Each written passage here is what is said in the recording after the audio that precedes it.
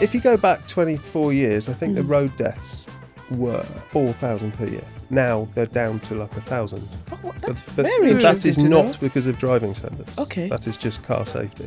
It's terrifying that there's so many people out there that literally are not concentrating. Yeah. I am Richard and I taught lots of people to drive. Including me. I'm still here. Are you still here? Welcome to Kitchen Tales. This is my friend Rhona and I's podcast where we talk to local business owners that are here where we are in Berkshire/Hampshire, and we have great conversations, introduce you to new people that you don't know about, and we also have a lot of fun and talk about our businesses as well. How's the day been, Rhona? Oh, it's good, thank you. Really Yes. good, yeah, all going well. Yeah, I'm really pleased that we are having more conversations, speaking to more people, and the guests just keep coming on. The guests keep coming on. We've got a long list now of actually on the waiting list of people who want to come. Yeah. Just keep telling us because we still want these guests. Exactly, and also these stories, because I think stories. that's what we're doing. I bumped into someone the other day who was just saying to me, "Oh, I listened to your podcast. I didn't even know that," because I think they went to school with Dee from the Pale Collective. Yeah, and they said, "I haven't seen Dee in 20 years, and I was meant to get my daughter's ears pierced somewhere else, and then they've booked with Dee." Oh, that's really good. So it's fantastic. All from the podcast. That's all really from good. the podcast, and because they listened to us. So it's really good that it's actually making a difference to some other people's businesses, and people are just finding out about businesses that I think in other ways probably wouldn't have. So I think it's fantastic. No, it's good, and it's good for us as well. Also to hear everything about the businesses as well. But we've got another guest today. We do have another guest. Would you like to introduce? Yes, I'm going to introduce you to somebody from Ultimate Driving. He can tell you his name and what he does. I am Richard and I taught lots of people to drive. Yes. Including you. Including me. I'm still here. He's still here. So to give a backstory, a lot of my friends and family will know this story, is that I'm the first person in all my friends group who started driving at age 17. Well, I say started driving. I went for my first lesson a day after my 17th birthday, and I said, F this. I don't like driving. I don't want to drive. I was this very in much like Zimbabwe? that. No, so this was here in the UK. Oh, it was here. So I moved from Zimbabwe when I was 15. Right. So this was in Northampton, because I grew up in Northampton, and my dad had paid this guy for 6 lessons. I did the first one. I was like, I hate it. I hate it. I don't ever want to drive. I'm not interested. They really encouraged me to do the 6 lessons. It was all a blur because I'd already made a decision. I don't want to drive. And all my friends were like, what are you doing? You've got your parents that are wanting to pay for you driving and you don't want to do it. Anyway, long story short, later on in life, I went to uni for my 21st birthday. To encourage me driving again, my parents actually bought me a car. My parents bought me a car, and the idea was that I'll have it for 3 months, learn to drive. So we had a family member that lived in the same town that I did. They'll be taking me out to drive, and I'll do some lessons. They were going to pay for the lessons. Did Colline drive? No. She did not drive. No. So the car just sat there. The car just sat there. Then one day my mum literally turned up and said, I've come to get my car. She sold it. She sold it because I didn't drive. And then fast forward, even more years later, I'm talking... Well, when we 10 met, years ago. when we met, you weren't driving. Before You're then, right. Okay. 10 years ago, I was pregnant with my first. Yeah. That's when I met Ultimate Driving. And I was basically... 10 years ago. Yep. I haven't been teaching her that long. I know, right? Yeah. But Richard was not teaching me for that long. And I just need to caveat with that. It was not the instructor's problems. It was a me problem. Me problem. So here we go. This is Richard from Ultimate Driving, who finally made Colline drive. And this happened, it's going to be almost 3 years. 3 years ago, Yep, 3 years ago. You passed first time. I passed first time. I did Credit to you, Richard. brilliantly. But I'd actually been trying to drive for 20 years. Well, there's a few things you've said there which are quite common, which is Yeah. if the person doesn't want to learn to drive and the parents are making them do it, I quite often say to parents, don't bother. Don't bother. Yeah. Right? Because you're just pushing them to do something that, until they've got a need to do it, Mm. you either got to stop giving them lifts Mm. and say you're on your own, Yeah. or there'll come a time when they need to do it. Yeah, And most of it's either after university or they've got a job or Or something along those kids or something like that. I do have to ask. I do have to ask one thing though. Can I just ask you, that first time that Colline got in your car and took off, what happened? I can't actually remember. Can you not? I thought that might be a good story. No. Do you know what? I was actually okay. I So think I the was. first time I had remember. Colline would have been for a mock test. Yeah. And I can vaguely Right. remember being on Yeah. Rockingham Road with Yeah. you. It was. But, Yeah. Gosh, very well remembered. But I can't remember what happened. I think I was everything. People very- think that I remember everything about Yeah. people, but Yeah. I was very it goes nervous. over my head. I was a nervous driver. That's what I was. And just, because to be honest with you, I was doing it because I felt like I have to. Whereas when I finally started learning with Richard, I wanted to. Yeah, right. So one of Okay, those good. things where I felt like I had to, because I was like, You right, had to. I've got a baby, Well, I need to yeah. start driving, but I didn't want to. Whereas with Richard, which I feel like has made me a better driver, he sees me often, he might say different, Yeah. was Yeah. that I actually wanted to, so I was Yeah. putting in the effort. So it wasn't just because of the noise around me. Yeah. You had to with work as Exactly. well. You have to, exactly. anyway. That's it. So Richard, tell Anyway, us how yes. you actually got into this industry, how you How did started. I get into this? Yeah. Well, I've been doing it since 2002. Mm. I didn't want to be a driving instructor. Wow. I don't think anybody grows up wanting to be a driving instructor. I think that. What be a did you bit want odd. to be? I don't know. Okay. I was into practical things, so Yeah. I was always making things and other things. So, What were you doing before 2002 then? so I went to university, but before I went to university, I went to Tanzania to do teaching for a year in the middle of nowhere for 9 months. Oh, 9 months, yeah. And then went to university, and I was going to be doing a sort of manufacturing engineering course.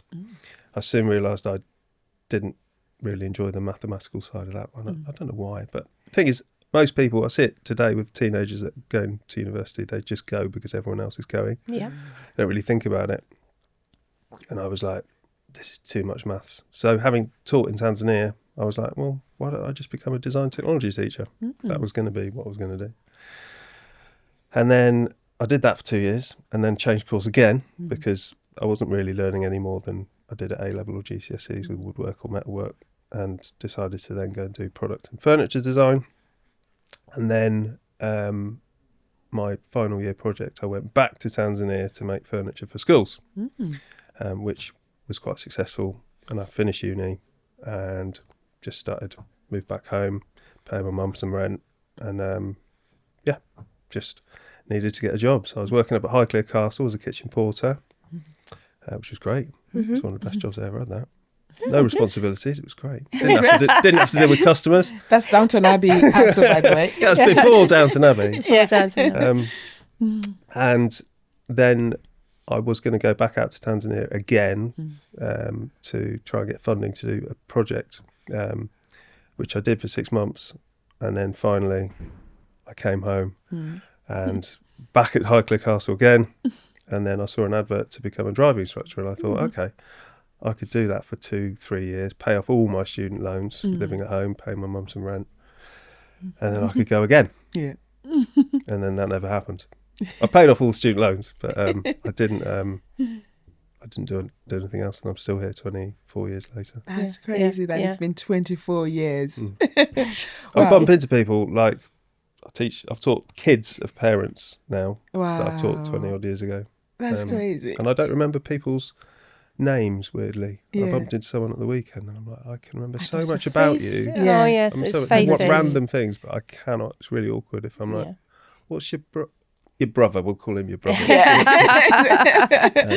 Like, have you ever tried to count how many people you've taught driving? Because I imagine it's ridiculous. I'd say it's probably about Yeah. 50 people per year, maybe 40, 50 Okay. people a year Wow. on average. Goodness. That's a Less lot since of people. COVID, because I stopped working as much since Yeah. COVID. Just stopped doing evenings and weekends and stuff, and just went 9 till 5 Just like went a normal into it. person. Yeah.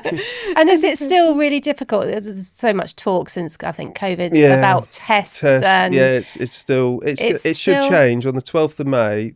Some changes are coming in. I've been banging on about this for ages, but a lot of people are quite negative about it, but they're going to stop all access to the booking system apart from pupils. So that means that you won't get any third parties, resellers, dodgy driving instructors selling retests on for God knows how much money, really £300 a time Okay. sometimes. That's crazy. Okay. That people are doing that. So if it's just the pupil that's into the booking system, you can't, because what happens is all these dodgy people are in there, but they're using bots to snap up the tests. Oh, goodness me. So they go, like this morning, I booked a test for someone this morning. I get up at 5 to 6. At 6 o'clock, I have to click the start button, hope that I don't get the capture thing. Wow. I get in, I got in lucky today. Lucky. And you have about 15 seconds to book one of about 50 tests. Right. And in 15 seconds, they can gone. go. They're gone. Yeah, because there's other And you people can click that on are doing one, the same. and then the next step, they say it's already gone. So you go back a page on this really clunky website. And then it's gone. And then if you manage to get another one, it goes in the basket, and then the website crashes, you're kicked out. It's the most stressful 6 o'clock start on a Monday. I remember when I was booking, and I can't believe 3 years on, this is still going It's on. worse than when you were. Because I would got you to book your test at that I point. remember. Yeah. Yeah. But at that point, Yeah. humans were still using the system. Now it's just bots. Bots is using it. Ridiculous. I mean, I've got it's friends not who've booked into, Scotland, or Yeah. just in the hope that they'll get one. But that's Doesn't it? that's Just what get it in the happens. is system. that if you, it's So quick. what would you advise, actually, somebody who's trying to get a test right now? Right now, just hang on, because after the Okay. 12th of May, I think Okay. I think it will calm down gradually over a 6-month period, Yeah. because there won't be all these what I call illegal people use it. They're not illegal. It's not breaking the law, but it's Okay. extremely dodgy. Yeah. So after the 12th of May, things Yeah. should start calming down, Okay. and it should maybe one day go back to being someone's ready for a test, and you say, okay, right, Yeah. book it now, 3 weeks time. Great. Exactly. Rather than at the moment, I have to, even though I have no idea about the person sat next to me, Yeah. I don't really know them. Yeah. I don't really know what their progress is going to be like. I've got a vague idea what they're like today, but I don't know what they're going to be like if they're going backwards. But I have to say, Book a test. book your test. Yeah. And then I find out it's a horror story. And Yeah. then it's not a horror story, but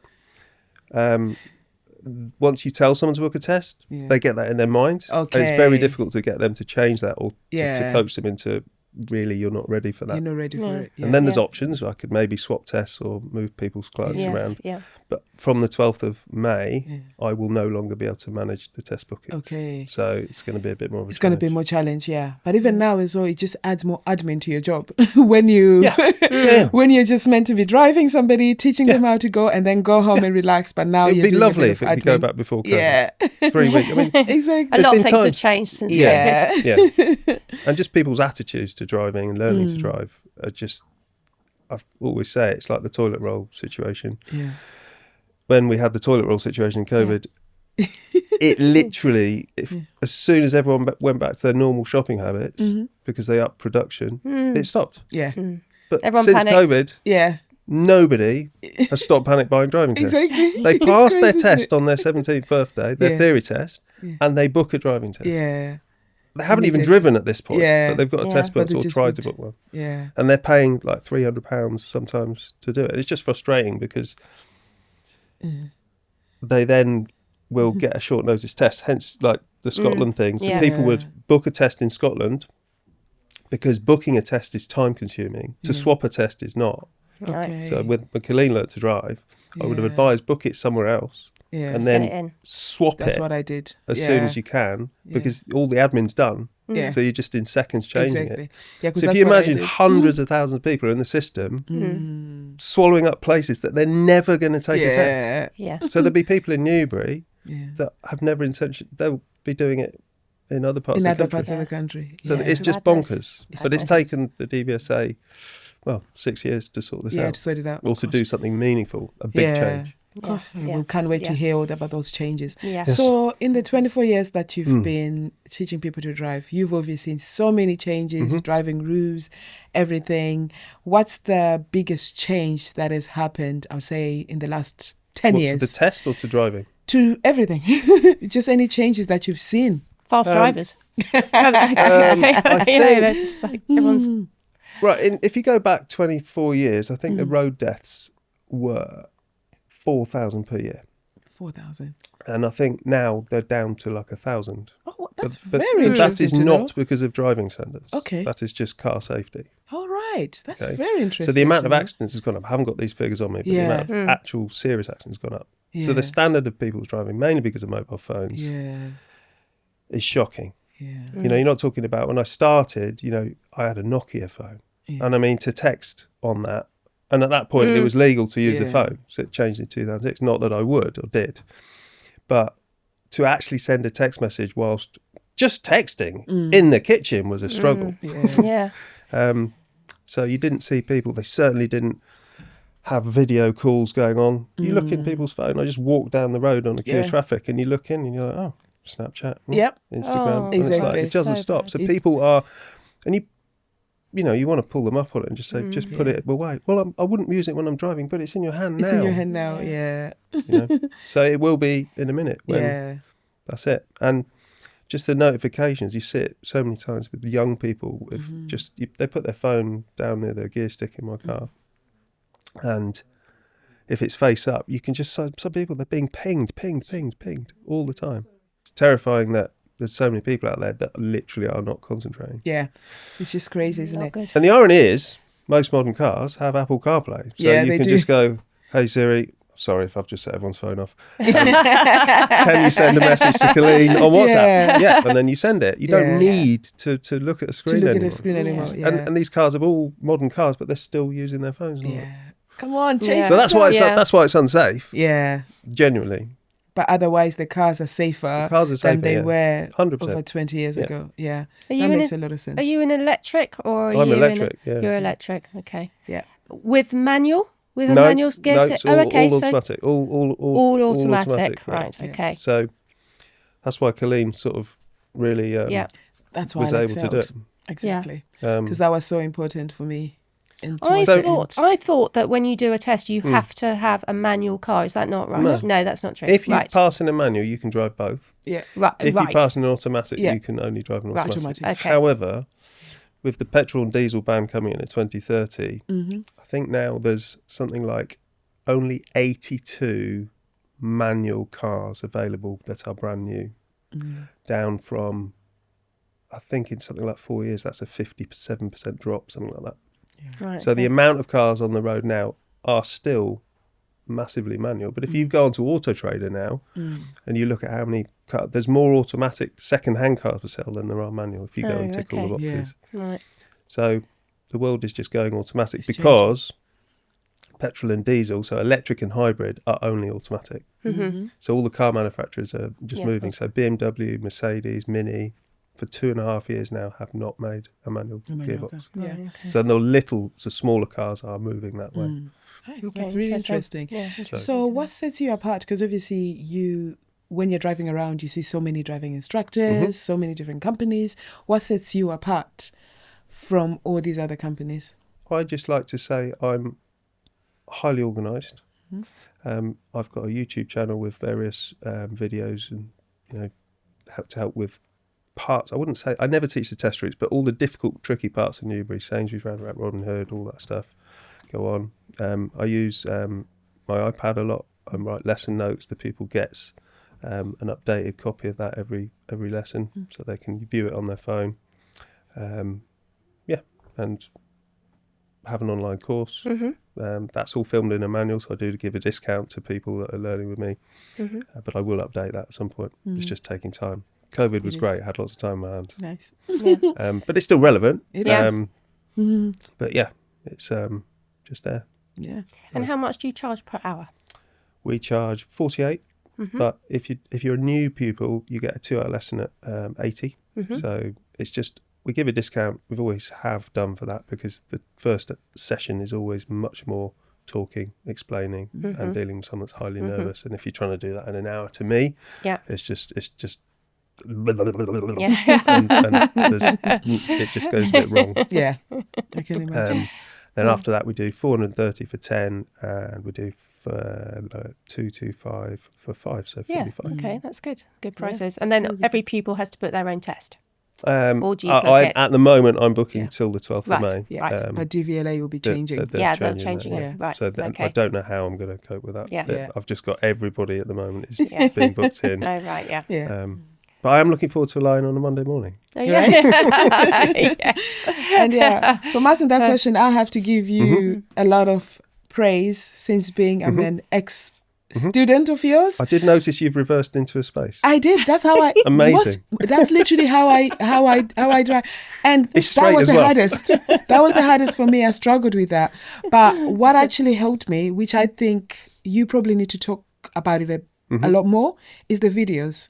So I know you've spoken a little bit about it, but that's what helped me.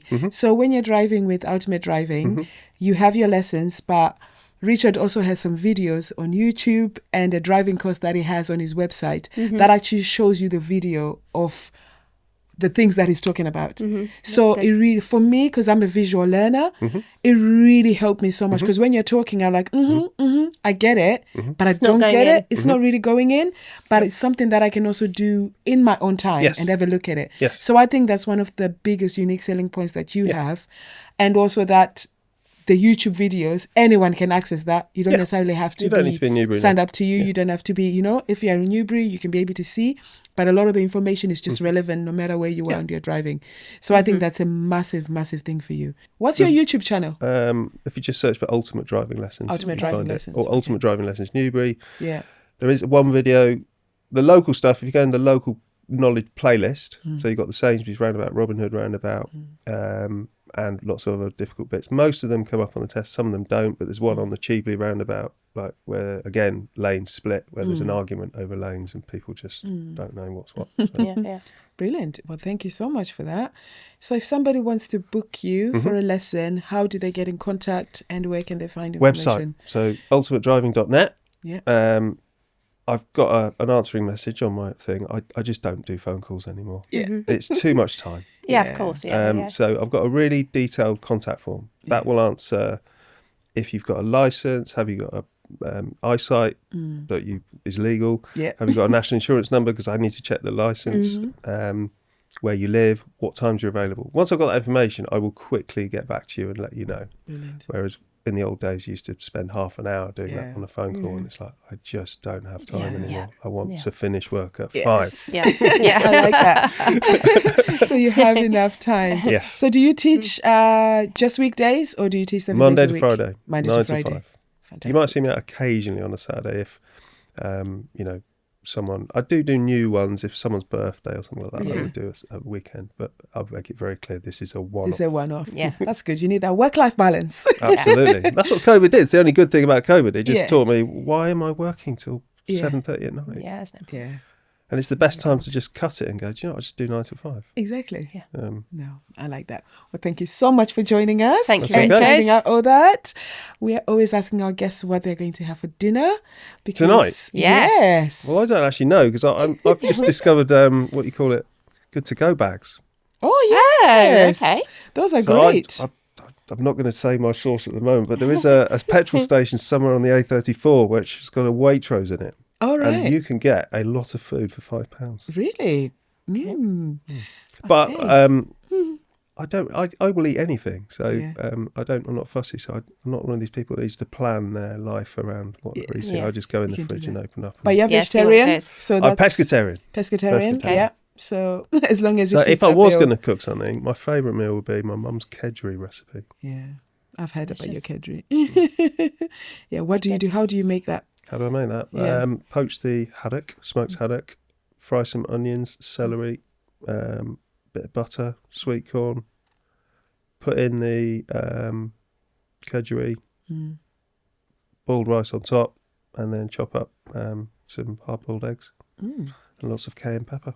Brilliant. I've Oh, never made it nice. before. I've eaten Oh, it it's before in good. the It's restaurant, delicious, but I've yeah. never It's supposed to made be it like a before. breakfast. It is, and I Yeah. can't see why it's I a don't know breakfast, why it's a actually. I would breakfast. eat it any time. Yeah. Yeah. You see it in Wagamama's or something. Yes, What's yeah, this? no. What What is is the this? breakfast menu? Yeah. Yeah. But it is, It if is you good. Google it, it's... I need to have it. It's meant to be breakfast. Yeah. Yeah. I guess most times, You have it actually, we're anytime. having conversations. Most times, breakfast that we like that is because in the older days, most people would have a meal in the morning, go off to work, Yep. and then come back for dinner. So it Yep. sort of made sense that it's sort of like you'd have 2 meals in your day, or you probably have it at 11 and that's your meal for the day. Yeah. So it kind of makes sense. But in the life where we live, where people are having 3 meals and loads of snacks in between, it doesn't make sense for it to be breakfast at all. No. Yeah. Yeah. Well, thank you, Richard. What are you having? having chicken noodles tonight with Not out of a pot, I hope. no. What is it? Right, pot noodle. I'm having a pot noodle. Unilife, back to Unilife. No, I'm definitely not having a pot noodle. Yeah. Good. I'm having chicken noodles, all freshly, obviously made. Chicken noodles and all the pepper, lots of vegetables in there and some spices. And Good. Yeah. Homemade, fresh. Homemade Good. fresh. Not add water. Rhona's having a pot noodle. That's going to be the headline. Love it. What are you having? I'm going to have some salmon. So my favorite, I do a garlic and ginger and soy mix to make my own version of a teriyaki. I'll have that with salmon and whatever veggies in the house. Yeah. Very similar. We don't plan meals too much. Yeah. But I usually have an idea, open the fridge, what needs to be used up, and then just make something out of it. Good. So yeah, that's what we Very do. good. Wonderful. Thank you. And thank you, Richard, for joining us. That's all right. I was expecting cake here, but there's been none. Yeah, I know. Hopefully you come back another time. I know. We'll bring some. You can come again. You can come Exactly. again. Thank you very much, and thank you for listening, watching. You can catch up on all our episodes, including this one, on all the podcast channels, YouTube, Apple, everything else. Brilliant. Thank you. Find us on Instagram as well. Yeah. kitchen.tales.podcast and share with all your loved ones. Thank you. Thank you.